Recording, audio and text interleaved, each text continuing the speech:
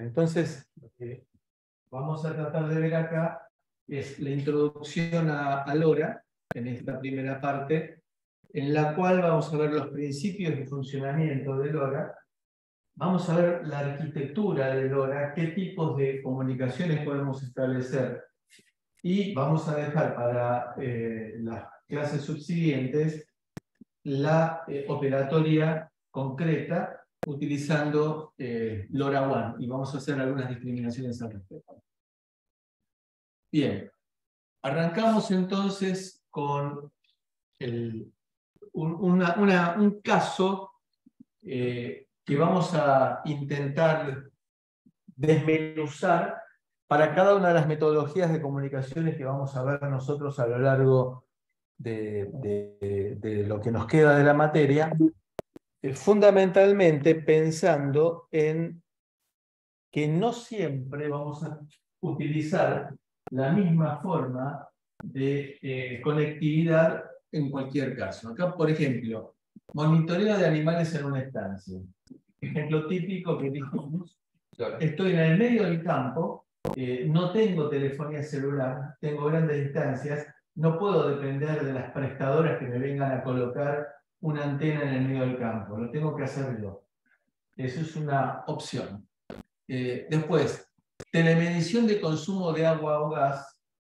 Fíjense que hablamos de agua o gas porque son dos tipos de mediciones en las cuales, por regulaciones que existen, no puede haber 220, sino que obligatoriamente voy a tener que utilizar una instalación fija, un medidor de agua o gas, está fijo, está en un lugar determinado, lo cual me da pie como para tratar de simplificar las cosas, al estar quieto, no tener que hacer roaming. Todos tenemos ya una idea de lo que es el roaming, de lo que es el viajero. Entonces, esto está quieto, puedo utilizar una técnica especial, pero sin conectar a 220. Telemedición del consumo de energía eléctrica. Evidentemente, si estoy midiendo energía eléctrica, ahí no tengo problema de consumo, me puedo montar sobre la línea de 220.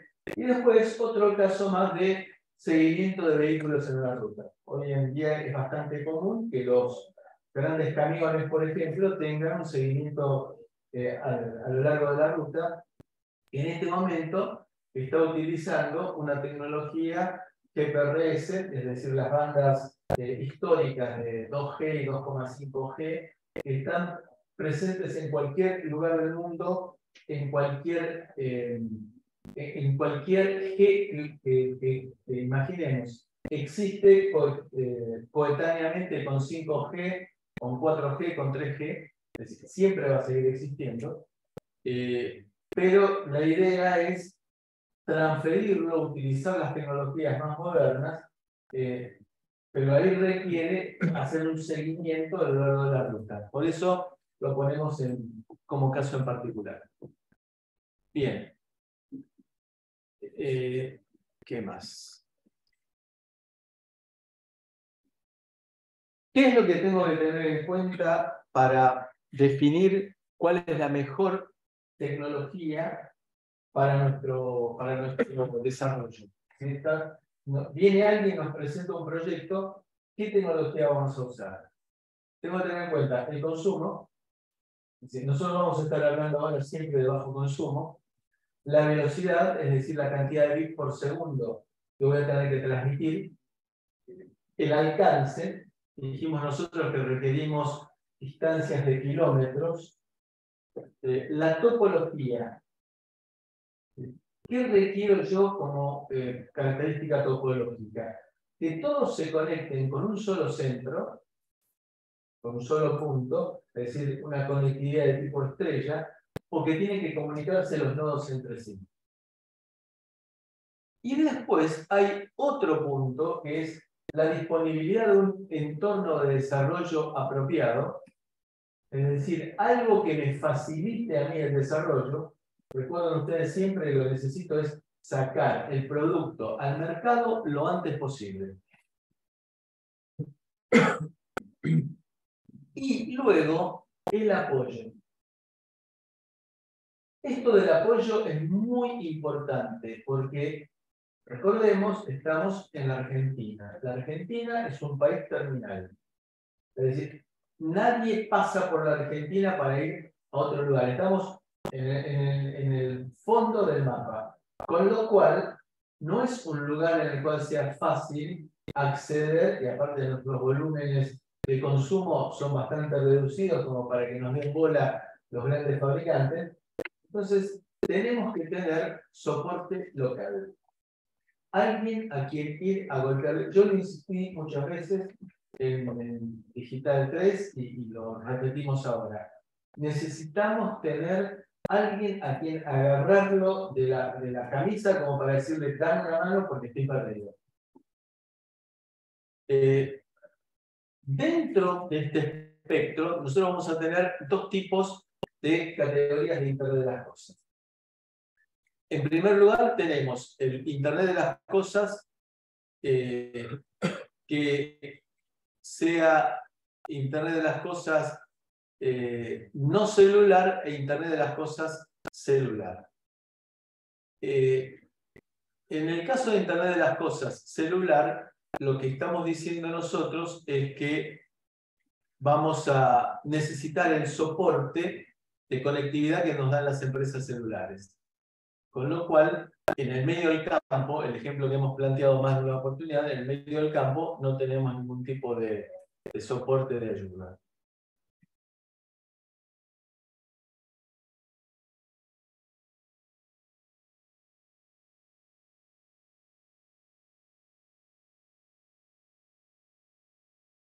Vamos a hablar en principio de LP1. ¿Qué es LP1? Low Power Wide Area Network, es decir, redes amplias de bajo consumo. En particular vamos a arrancar con LoRa. LoRa es la abreviatura de Long Range, gran alcance. Es una redundancia. Dentro de las características que le vamos a pedir a LoRa, es que sea inmune al ruido electromagnético y a las interferencias. Si yo transmito información sobre una señal senoidal pura, algún tipo de modulación como en amplitud o en frecuencia o en fase, así a secas, son fácilmente interferibles. La interferencia es un factor decisivo. Una señal de frecuencia constante es fácilmente interferible, ya sea en forma accidental o bien en forma o en forma delictiva. En forma accidental, bueno, hoy en día existen pocos, pero el radioaficionado es un caso típico. Yo vivía en una casa en la cual enfrente mío vivía un pastor protestante de origen americano. Entonces utilizaba los sábados, se dedicaba a comunicarse con sus amigos en Estados Unidos, utilizando unas enormes antenas que tenía en el fondo de la casa, y nosotros no podíamos ver televisión. En esa época era televisión abierta, ¿no? Es decir, los canales bajos de televisión se veían interferidos y no se podía ver televisión. Ese es un caso claro y en concreto porque se estaba utilizando una señal de radiofrecuencia de alta potencia en forma involuntaria que interfería. Y también el otro caso es el de la guerra electrónica, en la cual trato de obtener del enemigo información capturándola, y una señal senoidal es muy fácil de detectar qué es lo que se está transmitiendo. La otra es la intercepción. Cuando tenemos una frecuencia fija, son interceptables. ¿Qué significa interceptables? Dicho de una manera no académica. Que leo la información que está enviando Leonardo a Luis, leo la información, la modifico y se la mando a Luis. De manera que Luis crea que es una información real que se le está enviando. Eso es la intercepción. Por supuesto que las técnicas tradicionales no me van a permitir a mí tener la certeza que la información que estoy leyendo sea cierta. Hoy en día, aparte, si nosotros pensamos en lo que es inteligencia artificial, hoy en día, dicho por expertos, una madre no es capaz de detectar que la voz que está escuchando no es la de su hijo, sino que está generada por inteligencia artificial. Con lo cual, lo que estamos diciendo acá es señales senoidales, olvidémonos porque son fácilmente interceptables y aparte fácilmente se las puede llegar a modificar con fines delictivos. Entonces, teorema de Shannon-Hartley. Shannon-Hartley, eso ustedes lo vieron en telecomunicaciones, ¿no? Shannon-Hartley habla de la velocidad máxima de la información que se puede transmitir en función del ancho de banda cuando hay presencia de ruido. Acá estoy hablando de ancho de banda medido en hertz. Si nosotros, cuando hablábamos de velocidad de transferencia en Wi-Fi, por ejemplo, hablábamos de velocidad de transferencia, no de ancho de banda. Acá estamos hablando de ancho de banda cuando sobre todo tengo ruido. Y lo más sorprendente es que vamos a ver que cuando tenga, este concepto es muy importante cuando tengamos señales en las cuales el ruido es más grande que la señal. Es decir, que en lugar de tener relación señal a ruido, vamos a tener relación ruido a señal, lo cual parece paradójico. Este teorema es fundamental en la teoría de la información y nos habla del límite teórico de la cantidad de información en bits por segundo que se puede llegar a transmitir a través de un canal de comunicaciones con un ancho de banda en hertz limitado, sujeto a ruido o interferencia.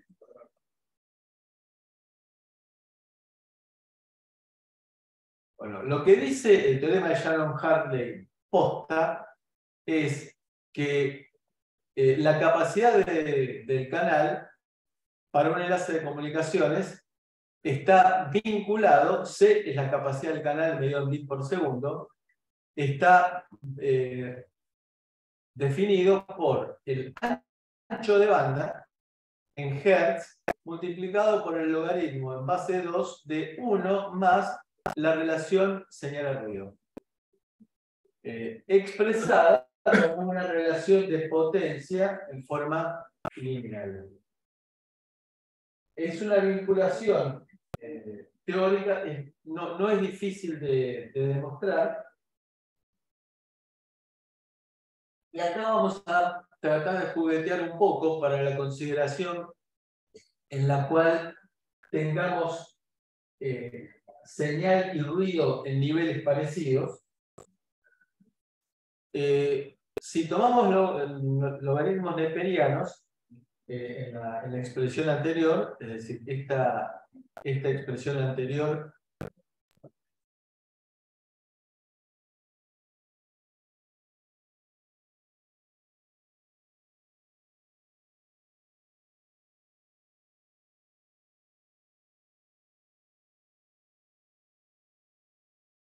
en esta expresión anterior tomamos logaritmo neperiano para hacer más fácil la vinculación, es decir, en lugar del logaritmo en base 2, vamos a utilizar el logaritmo neperiano. Y de esta manera nos queda que despejando C sobre B, es decir, capacidad del canal dividido el ancho de banda, es 1,433, producto del pasaje del logaritmo en base 2 al logaritmo neperiano, multiplicado por la relación señal a ruido. Ahora, si suponemos nosotros que la relación señal a ruido es mucho menor que 1, es decir, que hay más ruido que señal, digo que aproximadamente, entonces, la relación entre la capacidad del canal y el ancho de banda es aproximadamente igual a la relación señal-ruido. Acá estamos suponiendo entonces que hay más ruido que señal, con lo cual decimos que la relación ruido a señal es aproximadamente igual al cociente entre el ancho de banda y la capacidad del canal. Bueno, en esta ecuación lo que nosotros podemos ver es que para transmitir una información a gran distancia, sin errores, con una relación de ruido a señal fija, lo único que tengo que hacer es aumentar el ancho de banda. Es decir, si yo aumento B, voy a aumentar la capacidad de descubrir señal en un ruido más grande. ¿Por qué me interesa hablar de ruido grande frente a señal? Pensemos que en la radiación electromagnética, la potencia por unidad de superficie decrece con el cuadrado de la distancia. Entonces, si tengo una determinada densidad de potencia a una distancia, si duplico la distancia, la densidad de potencia se disminuye a la cuarta parte. Y así sucesivamente. Con lo cual, rápidamente decrece la energía al alejarme de la fuente de emisión. ¿Qué quiero decir con esto? Que de alguna manera ficticia voy a tener que aumentar el ancho de banda de la señal que estoy transmitiendo. Para que de esa manera pueda llegar a detectar señales inversas en ruido. A ver, más o menos, ¿cómo es la idea? La idea es, ustedes vieron lo que es ruido en la televisión cuando se desconecta la antena o cuando se corta la señal, uno ve todo ruido. Ahora, ¿qué pasa cuando tengo un poquito de señal? Y hay algunas zonas en las cuales el ruido ya no es ruido, sino que uno ve de trasfondo algo que no alcanza a determinar bien.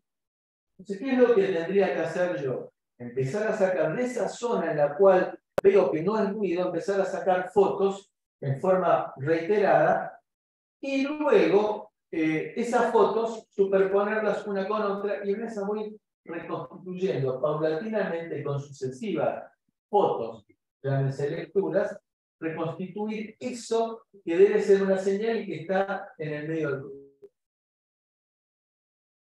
Eso es lo que estamos nosotros intentando plantear. ¿Cuál es la idea? Sí. El teorema de Shannon especifica que la capacidad. Esto es Shannon-Hartley. Especifica que la capacidad del canal son bits por segundo, pero que no son errados. ¿Ninguno? ¿Qué significa que no son errados? Porque recién dijo que aumentaba la capacidad, el ancho de banda para que no hubiera menos errores en la transmisión. No, yo lo que dije es que aumento el ancho de banda para poder detectar señal cuando tengo una relación ruido a señal más grande. A ver, de vuelta, intentemos ir para atrás. Bien.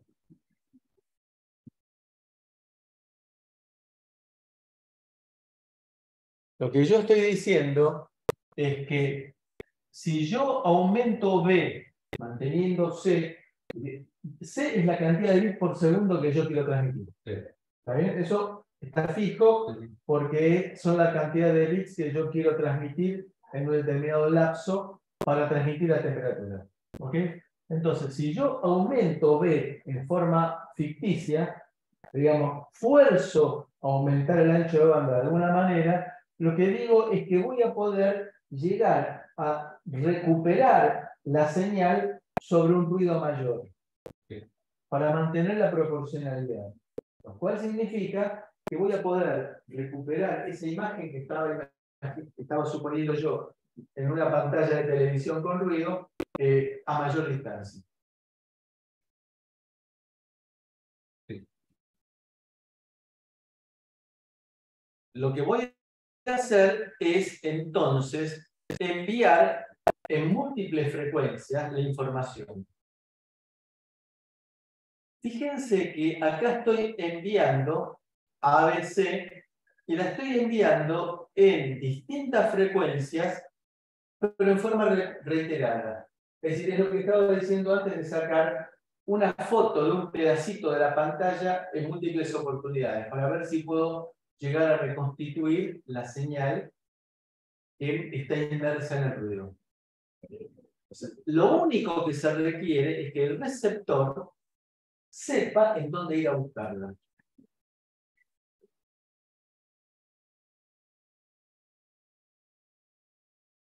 Entonces, con esto se reduce la interferencia y también se reduce el jamming.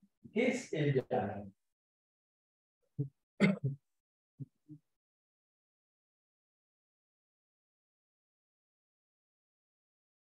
¿Qué es el jamming? El jamming es el efecto, normalmente con fines delictivos, de cancelar una señal.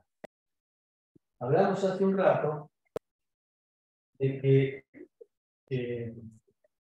se utilizaba sistemas de seguimiento satelital, GPS y transmisión de la posición, utilizando, por ejemplo, habíamos dicho GPRS. GPS transmitido por GPRS.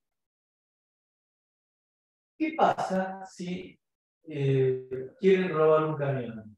Quieren robar un camión y como se está haciendo seguimiento satelital, el dueño del camión puede seguir en tiempo real a dónde están llevando el camión. Normalmente los delincuentes están un paso más adelante. Entonces, ¿qué es lo que hacen? En ese caso, lo que hacen es utilizar transmisores de banda ultra ancha, es decir, transmisores de banda ultra ancha, es decir, que hacen un barrido a buena velocidad de todo el espectro y de alta potencia para bloquear las comunicaciones del camión que quieren robar. Es decir, dicho de otra manera, el camión desaparece del mapa de aquel que estaba haciendo el seguimiento.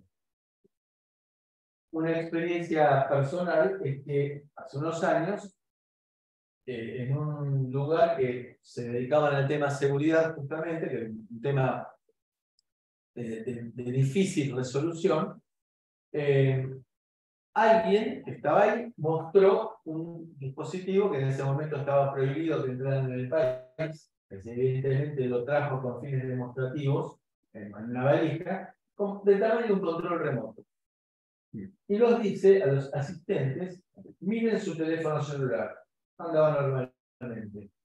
Apretó un botón y dice: miren de vuelta sus teléfonos celulares, sin señal. ¿Qué había hecho? Allá adentro tenía un transmisor de banda ancha, es decir, que barrió frecuencias extremas importantes, y que eso produjo que se montara sobre la frecuencia de la transmisión de telefonía celular y la cancelara. Por eso me aparecía sin señal. Volvió a apretar el botón, la desactivó y todo volvió a la normalidad. Dice: con este botón dejamos sin teléfono celular 100 metros a la redonda, pero con un equipito del tamaño de un control remoto. La potencia que tenía ese dispositivo era de 100 miliwatts. Bueno, y ahí nos contó que cuando se quiere robar un camión, van dos autos en los cuales tienen transmisores de 25 watts. Es decir, dejan toda una ciudad sin comunicación de telefonía celular. Se pone un auto delante, otro auto atrás, sincronizan, apagan el camión, dejó de ser detectado porque la señal de interferencia que están poniendo es de mucho mayor nivel que lo que está transmitiendo el camión. Eso es jamming. al utilizar una técnica en la cual podemos rescatar información inmersa en ruido, también ruido significa intento de jamming, reduce el jamming. Digamos, reduce los efectos, no estamos diciendo que los elimina. Y también reduce la interferencia. La frecuencia de portadora se modifica periódicamente siguiendo una secuencia de expansión especificada. Ahora vamos a hablar un poquito de qué significa esto de secuencia especificada de expansión.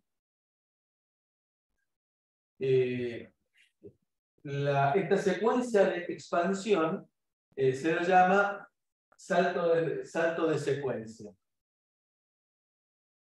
Esto se especifica un tiempo en el cual se está en cada una de las frecuencias.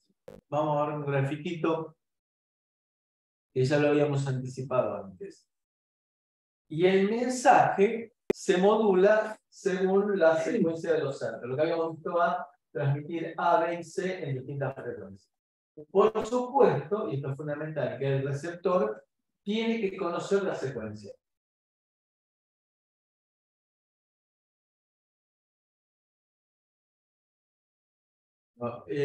La secuencia directa para expandir el espectro es aumentar en forma ficticia. ¿Ficticia qué significa? Que es para lograr que se cumpla Shannon-Hartley, que de alguna manera trato de ampliar el ancho de banda de la transmisión. Entonces, en forma ficticia, vamos a aumentar el ancho de banda de la señal para tratar de poder rescatar a distancia una señal que esté inmersa en ruido. Bueno, este fenómeno, esta expansión de espectro se puede dar de dos maneras.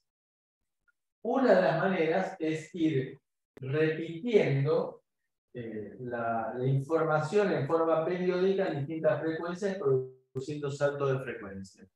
Y acá empiezan los términos que no fueron demasiado felizmente elegidos y que a nosotros, para los electrónicos, nos crea confusión. ¿Qué es chip?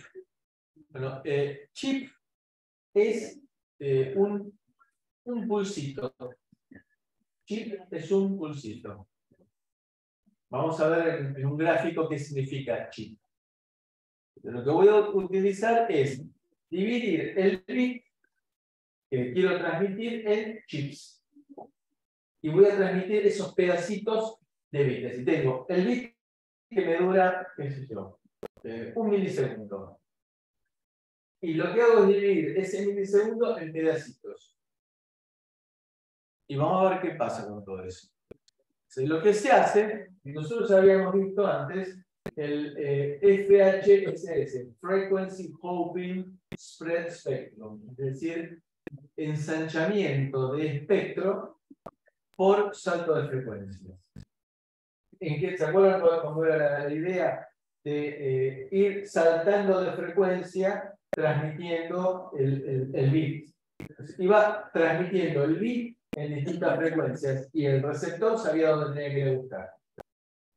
Al poner la lupa en la frecuencia, era equivalente a lo que decíamos antes de sacar una foto para irla montando una sobre la otra para tratar de reconstituir la información. Entonces, acá lo que hacemos, esto es ahora otro, es Direct Sequence Spread Spectrum. Entonces es ensanchamiento de frecuencia por secuencia directa. Bueno, aquí lo que tenemos arriba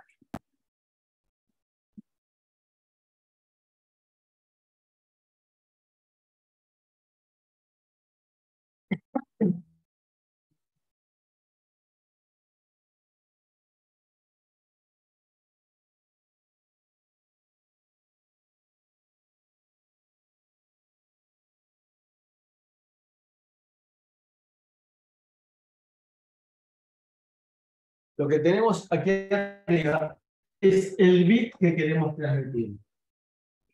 Lo que hacemos primero es desplazarlo y en lugar de tener ceros y unos, tenemos 1 y -1.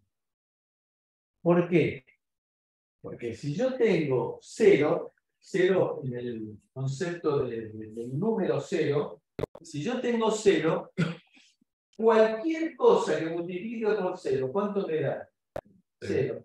Y si yo tengo que transmitir una buena cantidad de bits en 0, no tengo nada para transmitir.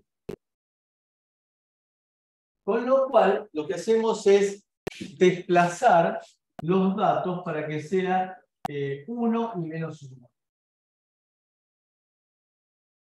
Y fijo una secuencia de código. Bien, acá nos aparece esto que vemos aquí, es la definición del tiempo de chip. El chip era un pedacito del tiempo de bit. Y lo que hago es multiplicar la señal por la secuencia de código. Observen que al multiplicar por +1, la secuencia de código me queda tal cual. Al multiplicar por -1 me aparece invertido. Ustedes se acuerdan de Fourier. Para aumentar la frecuencia, mejor dicho, al aumentar la frecuencia de una señal, ¿qué pasa con el ancho de banda asociado? Aumenta. Lo que logro es, si yo tenía la señal en rojo, a la derecha tengo el espectro de frecuencia correspondiente a esa señal. Si ahora yo tengo la secuencia de código que me cambia un montón de veces por tiempo de bit, lo que voy a tener es un ancho de banda mayor. ¿Por qué? Porque la frecuencia es mayor. Veámoslo, digamos, no es, lo que estoy diciendo yo ahora es llevarlo al dominio de frecuencia. Es dejar por un momento el dominio de los pulsos para pasar un ratito al dominio de frecuencia. Y de esa manera, ver que efectivamente el ancho de banda de la secuencia de código es mucho mayor que el ancho de banda del bit. ¿Secuencia de código sería el bit modulado? No, la secuencia de código es una secuencia de unos y ceros que nos ponemos de acuerdo, Sí. entre emisor y receptor nos ponemos de acuerdo. Nada más. Es decir, no tiene por qué ser un valor predeterminado, sino que es una secuencia de unos y ceros que cambia durante el tiempo de vida. ¿Bien? Al hacer el producto también me va a resultar una señal de cuyo ancho de banda es mayor que la entrada de datos original que tenemos. ¿Hasta aquí estamos de acuerdo? Entonces, eso que me aparece abajo a la derecha, que me aparece abajo, tanto a la izquierda en secuencia de pulsos y a la derecha en espectro frecuencial, es lo que yo transmito. Entonces,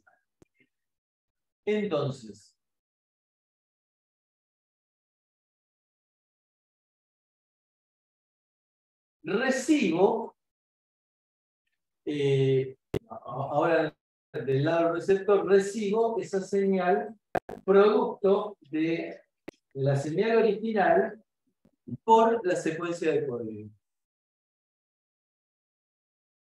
Como yo conozco la secuencia de código, es decir, ese conjunto de unos y ceros, que llamo secuencia de código, y que yo dije que el emisor y el receptor se pusieron lo que hago es multiplicar la señal recibida por la secuencia de código y reconstituyo la señal original. ¿Gracias a qué? Gracias a que ensanché artificialmente el ancho de banda de la señal transmitida. ¿Alguna pregunta?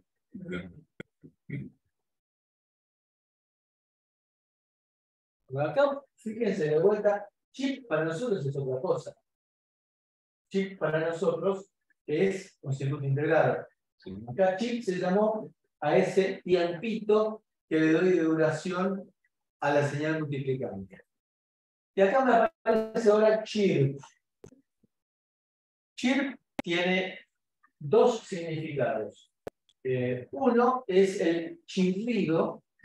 Cuando abro una puerta, el chirrido que tiene cuando los goznes de la puerta no están adecuadamente lubricados, eso es un chirp. Y también el chirp es el trino de los pájaros. ¿Vieron cómo modulan en frecuencia los pájaros cuando cantan? Sí. Bien. Entonces, ¿qué es la modulación chirp? La modulación chirp es la forma en la cual voy a transmitir los ceros y unos de la señal de abajo. La señal de abajo es la que yo tengo que transmitir. Pues claro, fíjense que hasta ahora traté de esquivar. Yo puedo transmitir ceros y unos directamente por radiofrecuencia. No, lo que tengo que hacer, no tengo espectro para hacerlo, lo que tengo que hacer es modular para que me aparezcan ceros y unos. Entonces, lo que se hace en la modulación chirp es una modulación en frecuencia.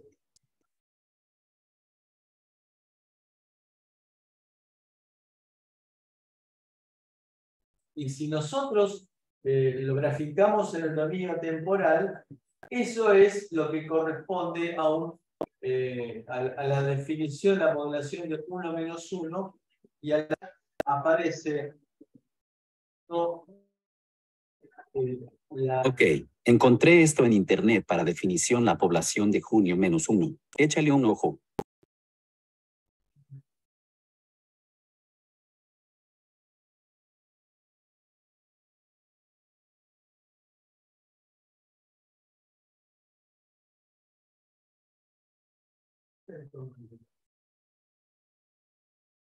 Bueno, entonces es una modulación en frecuencia, se llama chirp, que lo que hace es ir generando por modulación en frecuencia los ceros y unos que yo transmito. Entonces, voy a tener una cortadora y voy a estar utilizando modulación en frecuencia para transmitir los ceros y unos del producto de la señal por la secuencia de código. Entonces, la modulación chirp spread spectrum nos va a permitir a nosotros transmitir una señal que va a ser insensible, bastante insensible a la interferencia, y también lo que nos da es seguridad para que no nos puedan llegar a detectar lo que estamos transmitiendo. Y acá nos aparece algo interesante, que es lo que se llama la ganancia por procesamiento. La ganancia por procesamiento quiere significar que todo ocurre como si yo le pusiera un amplificador por el hecho de utilizar la modulación DSS, la transmisión por DSSS.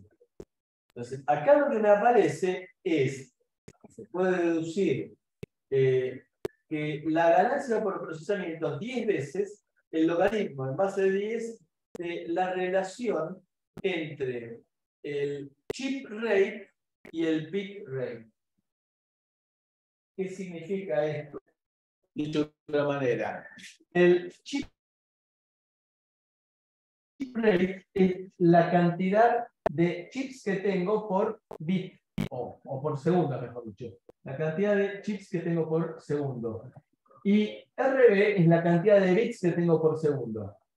Es decir, lo que me va a dar es la cantidad de chips que tengo por cada bit. ¿Se acuerdan del gráfico original? La cantidad de chips que tengo por cada bit. Con lo cual, cuanto mayor cantidad de veces cambie la secuencia de código por bit, mayor va a ser la ganancia. Es decir, que voy a poder llegar a mayor distancia. Por supuesto que todo tiene un límite. Un límite que en este caso es un límite de tipo tecnológico.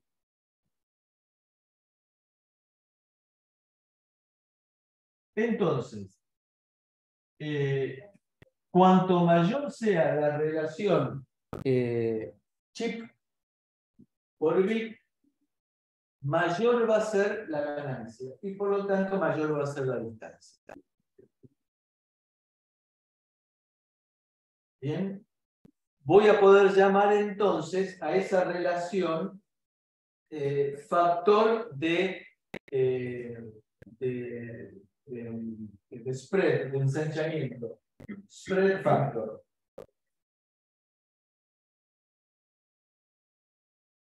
Acá tenemos, por ejemplo, el factor de spreading.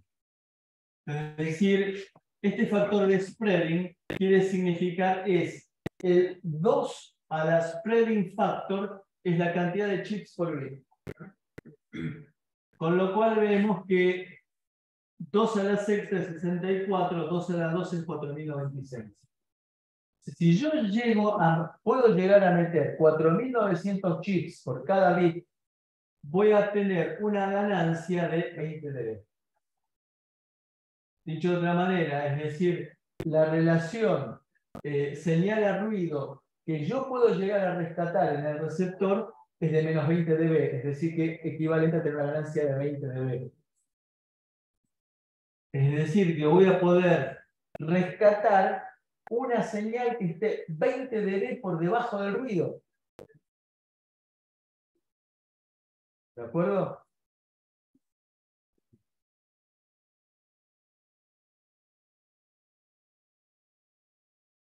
Y acá también vemos que entonces, suponiendo un spreading factor de 12, es decir, 4096 chips por cada bit, voy a poder transmitir un ancho de banda dependiendo de la cantidad de bits por segundo que yo quiera transmitir, va a ser el ancho de banda que voy a requerir. Entonces, si yo quiero transmitir 18 bits por segundo, voy a necesitar un ancho de banda de 7,8 kHz.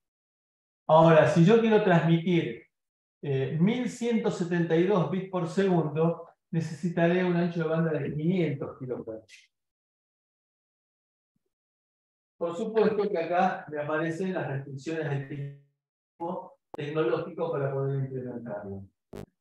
Por otro lado, ustedes piensen el aire, que es el lugar en donde vamos a utilizar LoRa, es una red de constantes distribuidas. Acuérdense, teoría de circuitos, es decir, no es constantes concentradas, un resistor, un capacitor, un inductor, sino que son micro resistores, microcapacitores, microinductores y un montón todos conectados en cascada.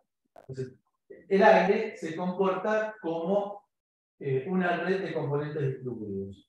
Con lo cual significa que no voy a poder meter la cantidad de cambios que yo quiero porque me la va a ir atenuando el medio. Ese límite que estamos diciendo nosotros de 4096 bits por segundo no necesariamente es aplicable a grandes distancias, a pesar que sería lo recomendable. Entonces, el spread factor es el número de chips en los que se divide un símbolo. Es decir, dicho de otra manera, la cantidad de chips que cabe en un bit.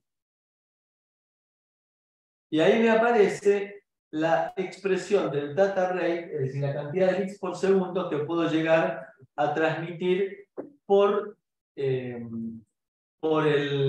ancho de banda expandido, el spreading factor ancho de banda. Bueno, eso es entonces la capacidad efectiva que voy a poder tener del canal con un determinado ancho de banda, y suponiendo determinados spreading factors. Bien. LoRa, entonces, es una técnica de modulación.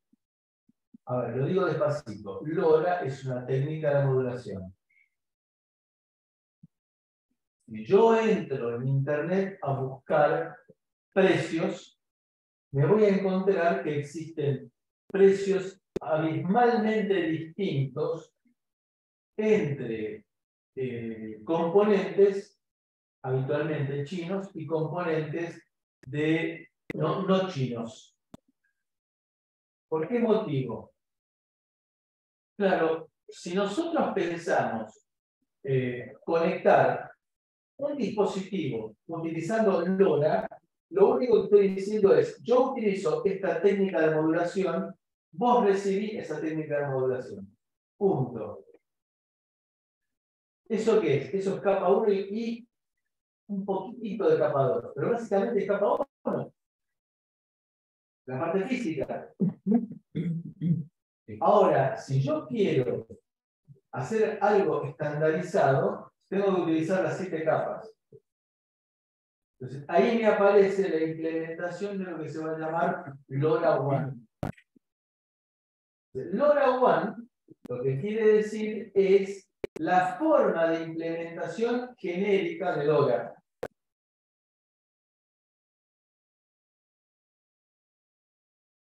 Esa forma de implementación genérica de LoRa es la necesidad de incorporar de alguna forma las capas superiores. Por ejemplo, la 802.15, ¿se acuerdan que vimos? ¿Sí? La 15.4. Todo esto es para implementar la ISOCI. Claro. Sí. Es decir, llegar a la ISOCI utilizando para la parte de arriba lo que es la 802.15.4. Sí. Entonces, cuando tenemos ya la idea y la implementación, perdón, una cosa importante. Cuando yo utilizo componentes LoRa, solamente LoRa, que esos son los aparatos, lo único que me garantiza es la modulación y la detección de esa modulación. Lo cual no significa que un componente LoRa de la empresa A sea compatible con un componente LoRa de la empresa B. Ahora, si yo digo LoRaWAN compatible, la empresa A y la empresa B y la empresa C y la empresa D, LoRaWAN compatible, tienen que poder conectarse entre sí. Esa es la razón por la cual los componentes que son LoRaWAN son mucho más caros que los que son LoRa a secas.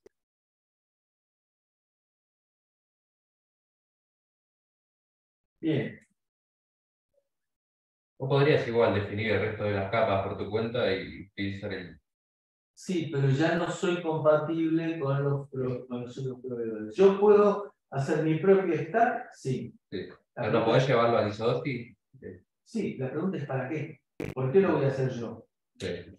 ¿Me puedo tomarlo? ¿Que lo puedo hacer como trabajo práctico? Sí. Está bien, es para un doctorado.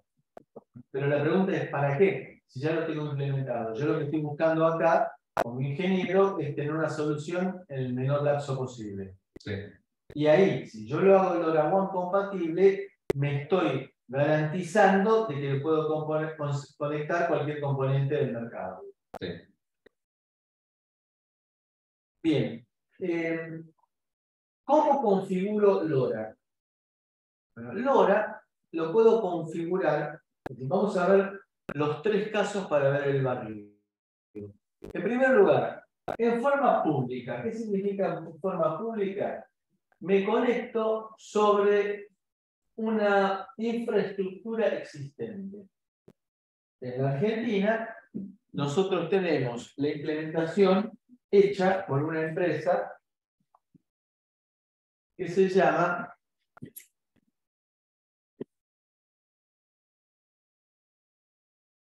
IEP. Un signo de admiración, ¿eh? Esta empresa que está constituida por quienes en su momento dieron origen a Movicom. Si hacen memoria, recordarán que la primera operadora de telefonía celular argentina fue Movicom en la década del 90. Hace más de 30 años, no sé, qué tortura. Esa empresa entonces está haciendo un despliegue, no sé en este momento en qué estado se encuentra, pero en su momento estaba haciendo un despliegue de infraestructura para que uno dice, tengo mi módulo, que vamos a ver cómo es ese módulo, que tengo mi módulo, lo conecto a una red disponible, como si fuera un teléfono celular. ¿Puedo repetir lo último, Jorge? Claro, la comunicación o el modo público de usar LoRa es, me conecto sobre una infraestructura existente, como de la misma manera que con mi teléfono móvil me conecto a una infraestructura existente de Claro, 20, Sí. Movistar, donde sea.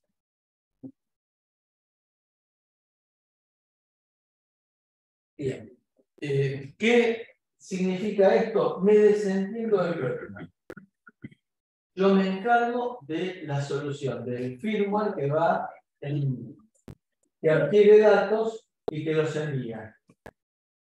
Y le tiro el problema de la recepción y de llevarlo a algún sitio en Internet a esta empresa. Bien. Esto me obliga a tener un pago mensual y me quedo atado al proveedor. Significa que aparte como hay había al menos un solo proveedor en la Argentina, quedé enganchado con él. ¿Qué pasa? Es una solución rápida. Yo me concentro en un pedacito del problema. El resto, la infraestructura se la tiro abajo. Después tenemos sobre la derecha la privada. ¿La privada qué es? Yo hago mi propia red. ¿Se acuerdan del concepto de gateway? El gateway era el que convertía una conectividad en otra conectividad. Por ejemplo, en nuestro caso, LoRa a Ethernet. O bien LoRa a GPRS. Bien, entonces, esto es, yo hago todo. Yo pongo el gateway, programo el gateway, todo.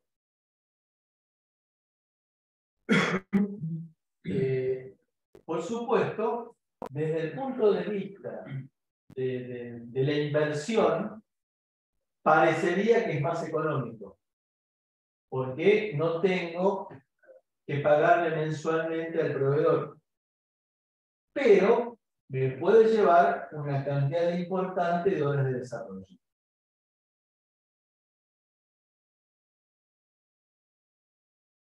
¿Está bien?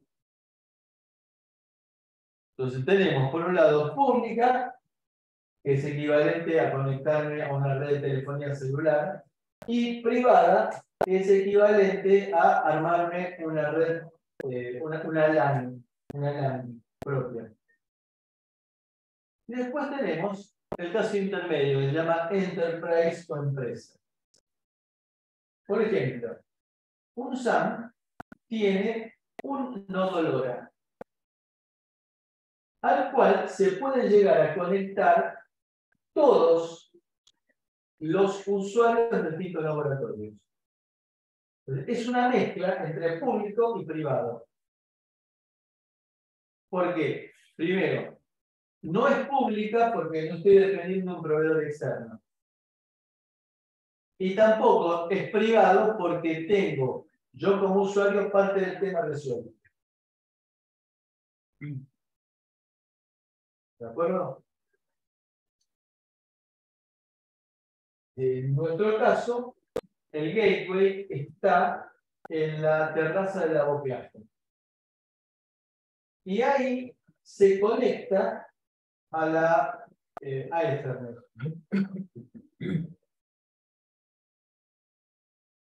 Entonces, ¿cómo hacemos un sistema basado en LoRa? En un sistema basado en LoRa tenemos sensores que se conectan. ¿Sensores qué significa? Transductores que miden, por ejemplo, están en la oreja de la vaca que le miden la temperatura. Después voy a tener módulos que se van a encargar en modular LoRa. Voy a tener estaciones base, es decir, gateways, que me van a ir a un servidor de la red, y que va a derivar el resultado a las aplicaciones. Dicho de otra manera, el network server vendría a ser una especie de servidor FTP en la cual yo empiezo a tirar datos. Y habrá alguna aplicación que será lo suficientemente inteligente para ir a tomar los datos, procesarlos y mostrármelos a mí, por ejemplo, en un dashboard, en una pantalla en la cual grafique cosas. ¿Está claro? Ahora, hay algo, si nosotros hablábamos antes de que me preocupaba mucho que no hubiera interferencia y que no me capturara la información, tengo que tomar algún tipo de precauciones para que no me roben la información. La temperatura de la vaca, bueno, no me importa que se difunda. Pero hay cosas sensibles que puedo estar transmitiendo por LoRa. Un ejemplo tipo James Bond. Tengo un viñedo. Entonces yo lo que hago es medir la humedad del viñedo para de esa manera dosificar el goteo de agua en las plantas.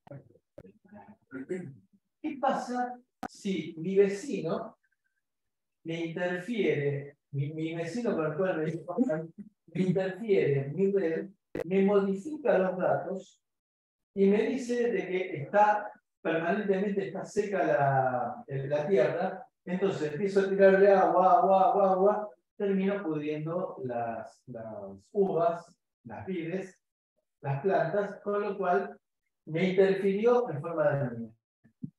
Se supone de que habrá encriptados de información de los bits. En definitiva, la modulación modula lo que yo le mande.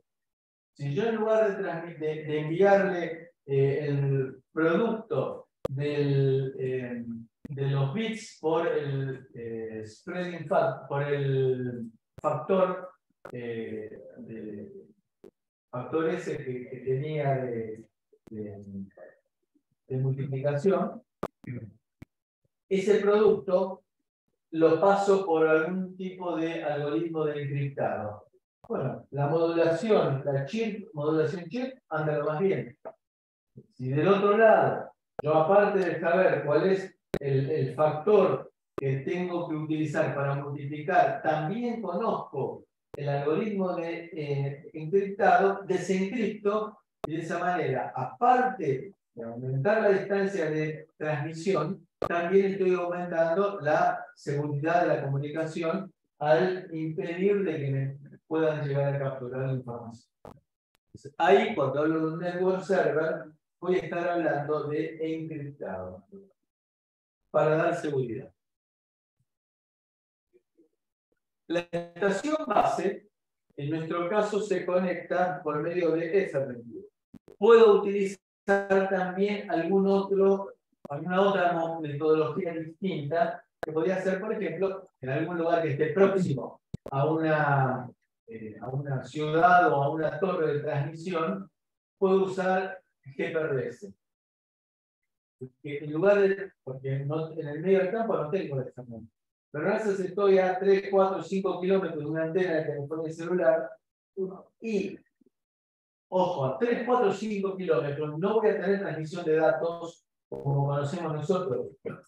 Es decir, no voy a poder a 3, 4, 5 kilómetros de la base, no voy a poder ver una película. Pero sí puedo transmitir utilizando 2,5G, que es mucho más laxa en cuanto a distancias yo puedo hacer el nexo entre la red general, la red universal y mi estancia en ese punto. Entonces el gateway, en lugar de ser a través de Ethernet, porque no tengo Ethernet, lo hago a través de GPRS. Lo que estaba haciendo también era eso, utilizar puntos. Es decir, yo le pido, le digo, señor Lier, necesito comunicarme. Acá en la Universidad de San Martín no tengo forma de comunicarme a la hora. Entonces iban y me ponían en algún lugar un receptor GPRS, un gateway GPRS. Entonces yo le transmitía vía LoRa al gateway, el gateway entraba en la red general del proveedor de internet a través del GPRS. ¿Está claro?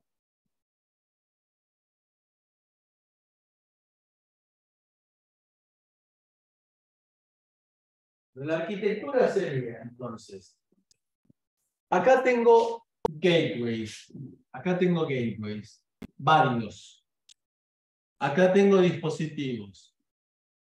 Noten de que, y eso depende solamente de la distribución geográfica, puede ser que un dispositivo acceda a más de un gateway. Este dispositivo, el segundo, accede a los dos gateways.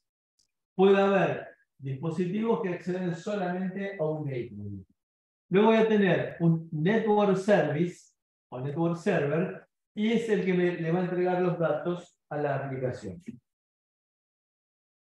Aquí nos aparece algo interesante.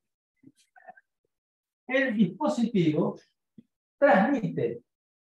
El segundo dispositivo transmite a dos, le llega la información a dos gateways.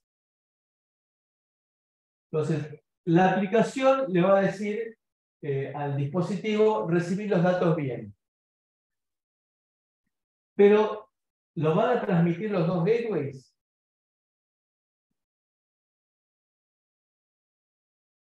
De vuelta. Este dispositivo dice, la temperatura de la vaca es de tanto. Y va a dos gateways. Esos dos gateways le mandan la información al network server que se la lleva a la aplicación. La aplicación dice, leí el dato. Esa respuesta de leí el dato va a ir transmitida por los dos gateways. No. ¿Por cuál? ¿No hay un timer pseudo aleatorio ahí también? No. Porque tenga mejor señal.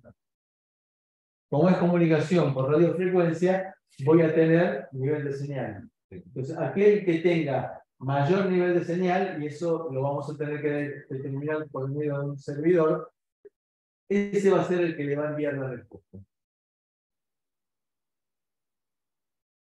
¿Está bien? Fíjense que la distribución geográfica va a ser la que va a mandar cómo es que se va a producir la comunicación.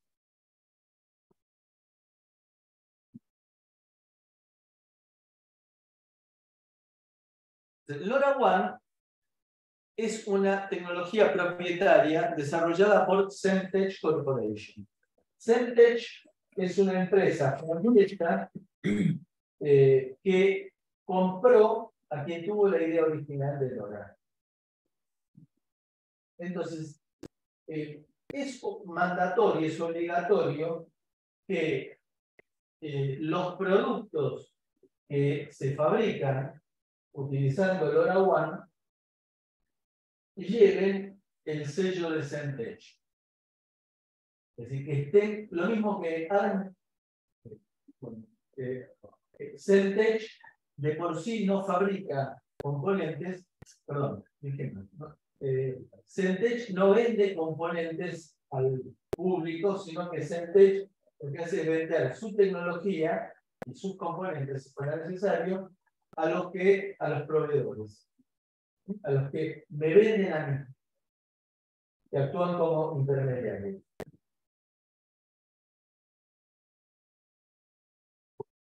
Bien, entonces Semtech tomó una tecnología existente, perfeccionó y les voy a enviar a través del campo virtual el documento fundamental, que es el que se basa todo esto que estamos hablando, es un documento, bueno, ahí es donde van a encontrar bien en detalle lo que es Shannon Hart, las técnicas y todo eso, y que utiliza frecuencias sub-gigahertz. Sub-gigahertz es lo que dijimos siempre. Sub-gigahertz tiene la ventaja de la propagación y la penetración. Se puede llegar, ustedes piensen, por ejemplo, que en frecuencias bajas, se puede llegar a grandes distancias. Si no, fíjense ustedes, por ejemplo, que las emisoras de AM, las emisoras de radio de AM, las de menor frecuencia, por ejemplo, en nuestro país radio continental, en 590 kHz, llega mucho más lejos que las emisoras que están por encima de megahertz. Por supuesto, estamos hablando, no confundamos megahertz con gigahertz. Lo que estamos diciendo acá entonces es el comportamiento de las ondas electromagnéticas a menores frecuencias mejora la característica de propagación a medida que disminuye la frecuencia. Sub-gigahertz es bajo. Entonces, esto se basa en sub-gigahertz. Máximo 900 y pico de megahertz. ¿Qué es LoRaWAN? Es una especificación de LPWAN dedicada a equipos para una determinada región a nivel nacional o mundial.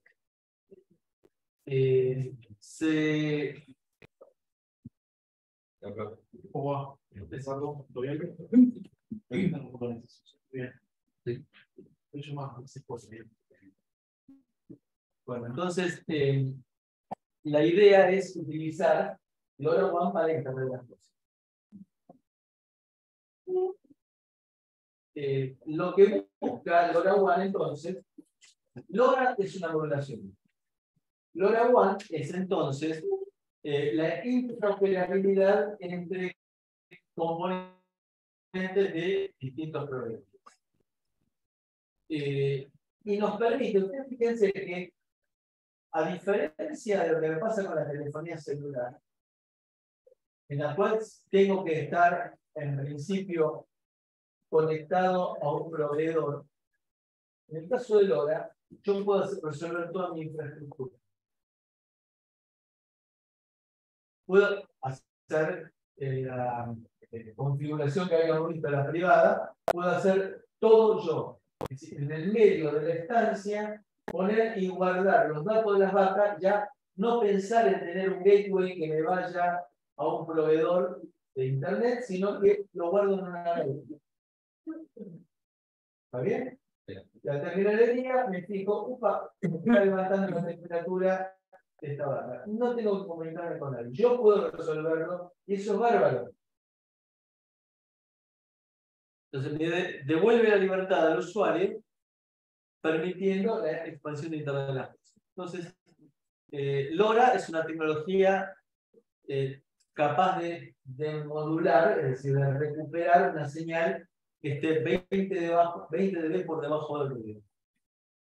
Entonces, esto, si lo combinamos con la corrección de errores, nos permite a nosotros recuperar hasta trabajar con alta sensibilidad a menos 148 dBm, permitiendo tranquilamente conexiones sobre tierra a 10 km. ¿Por qué digo sobre tierra? Porque se han hecho algunas experiencias de utilizando dirigibles, hoy en día diríamos drones, quizá, poder llegar a 40 kilómetros. Bien, ¿cuán frecuente puede ser que nosotros nos comuniquemos entre dos dirigibles? ¿Okay? Quisieron poner de manifiesto es que dejando de lado las influencias que podamos llegar a tener nosotros con los fenómenos atmosféricos terrestres en las zonas más bajas, más cercanas a la la Tierra, la capacidad de la tecnología es mayor. Nosotros con 10 kilómetros nos recontra alcanzamos. Comentario. No necesariamente trabajar en una ciudad implica una atenuación demasiado importante de la señal.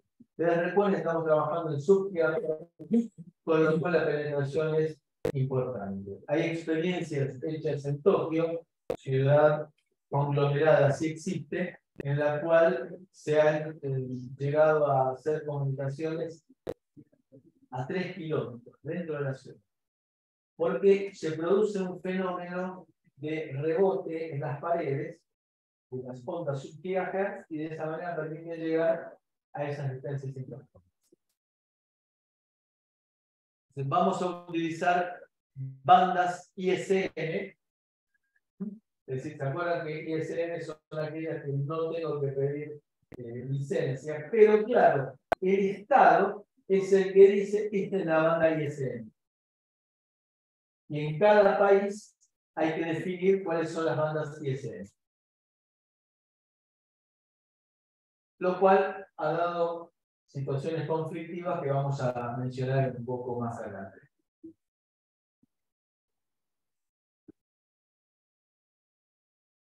Bueno, ¿qué es la diferencia entre LoRa y LoRaWAN? LoRaWAN es un protocolo de comunicación basado en la tecnología. LoRaWAN define la arquitectura de red y la forma en que los dispositivos se comunican con las redes LoRaWAN, lo cual permite y garantiza la conectividad de dispositivos LoRa que son compatibilizados a través de LoRaWAN. LoRaWAN está por encima de LoRa y es el que permite que se... Lo mismo que nos permite conectarnos a nosotros con Google.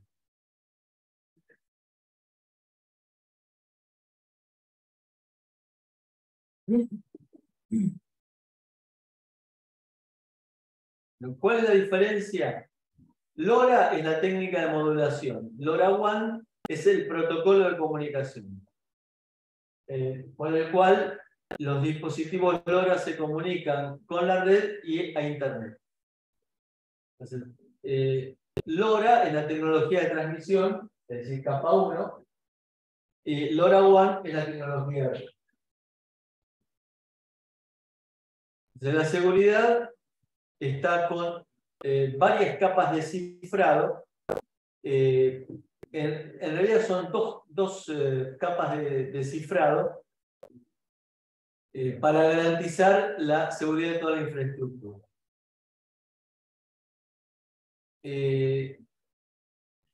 Tenemos dos servidores. Uno es el Network Server y el otro es el Application Server. Lo del Application Server en realidad es bastante entendible. El Application Server es la aplicación que le va a mostrar al usuario de alguna manera los resultados de los datos que se enviaron por Internet de las cosas. Ahora, esa información está pasando por los gateways. Los gateways, recordemos, no están dedicados. Volvamos al caso de IEP. IEP me pone un gateway, pero no me dice que lo voy a usar solamente yo. Entonces, yo genero un paquete de datos que quiero que lo reciba el dueño de la empresa que está residiendo en Suiza. Entonces, el servidor de aplicación le enviará los datos de una manera segura al cliente que está en Suiza. Pero yo me tengo que comunicar con el gateway. Hay un paquete que lo encripto y que lo va a leer el dueño de la empresa que está en Suiza. Pero tengo que a su vez eso protegerlo como para que nadie se meta en el medio y me lo robe. Entonces hago un doble encriptado. Ese paquete encriptado lo vuelvo a encriptar, pero con una clave que la manejamos solamente con el servidor de la red, con el network server. Si alguien quiere en el medio capturar la información, no va a poder porque está encriptada y solamente tendrían a ser dos globos uno dentro del otro. Para acceder al globo interior, que son los datos en serio, previamente tengo que sacarle el globo exterior. El globo exterior se lo saca el servidor del network server. Entonces voy a tener dos claves. Una clave de red y otra clave de aplicación.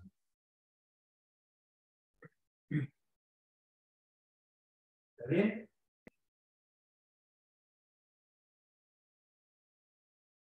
Entonces la clave de aplicación específica va al dispositivo final.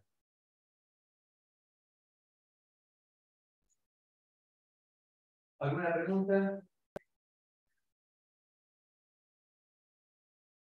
No, no. Se merecen un café.